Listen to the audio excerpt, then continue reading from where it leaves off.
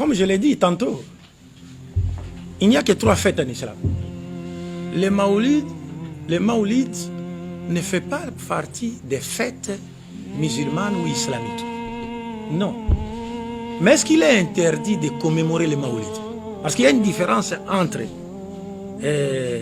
fêter les maoulids, il y a l'ihtifal bi maoulid rasoul ou dhikr le maoulid, de se rappeler de la naissance du prophète. Est-ce que cela est-il interdit? Faire du maoulid une fête, c'est interdit en islam parce que le maoulid n'est pas une fête islamique. Mais est-ce qu'il est interdit de parler de la naissance du prophète? Non, il n'est pas interdit de parler de la naissance du prophète. Et quand faut-il parler de la naissance du prophète?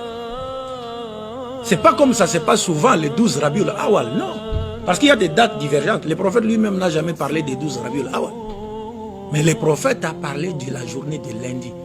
La journée du lundi, il a parlé de ça. Il dit, je suis né un lundi, j'ai été choisi prophète un lundi, on m'a révélé le Coran un lundi, il a fait la hijra un lundi, il a fait le miraj un lundi, et il est mort un lundi. Oui. Ce qui implique à dire quoi?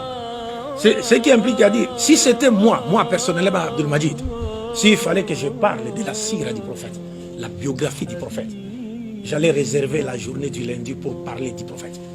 Parce que c'est le jour de sa naissance. Ouais. Pas fêter, pas fêter. Parce qu'il y a des gens qui fêtent les maoulides, mais qui ne connaissent rien de la vie du prophète. Vous allez leur demander, mais le prophète avait combien d'enfants, combien d'épouses, comment s'appelait-il? Il ne connaît rien, absolument rien. Est-ce que vous comprenez un peu ça? Mais si seulement on pouvait savoir comment se rappeler de la naissance du prophète, que dhikr maoulid Rasoul sallallahu alayhi wa alihi.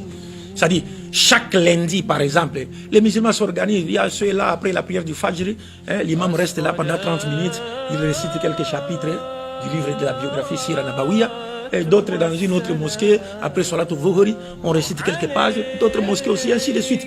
Pendant toute une année, vous savez, chaque lundi, si vous vous mettez à lire un chapitre de la vie du prophète, pendant une année, vous avez 48 lundis. En une année, vous avez 48 lundis. Donc vous allez finir le livre de la biographie du prophète et tous les musulmans qui viendront à la mosquée là, ils vont tirer profit, ils vont connaître la vie du prophète. Parce que le prophète, la vie du prophète, c'est quoi? C'est l'explication pratique des enseignements coraniques. Vous ne pouvez pas comprendre le Coran ou comment mettre en pratique les enseignements de l'islam dans notre vie quotidienne sans passer par là la vie du prophète Mohammed sallallahu alayhi wa sallam. Donc le lundi, et puis ce n'est pas aussi un hasard que le prophète ait mentionné ce jour en disant je suis né lundi. C'est pas un hasard. C'est pas un hasard. C'est pourquoi il y a même des oulémas qui disent qu'on peut faire un jeûne même ce lundi là pour en signe de reconnaissance à Dieu de nous avoir envoyé qui? Le prophète Mohammed. Et ce jeûne est appelé Suyam Musabbab. Les oulémas, certains oulémas l'appellent Suyam Musabbab. Donc ça, mais pour en faire une fête, non, le maoulid n'a jamais été une fête islamique.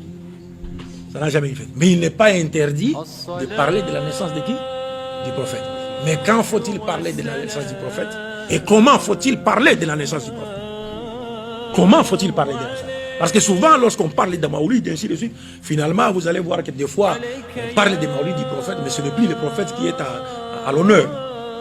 Ce n'est plus le prophète qui est à l'honneur. Est-ce que vous comprenez? Donc il faut bien savoir étudier ce sujet-là.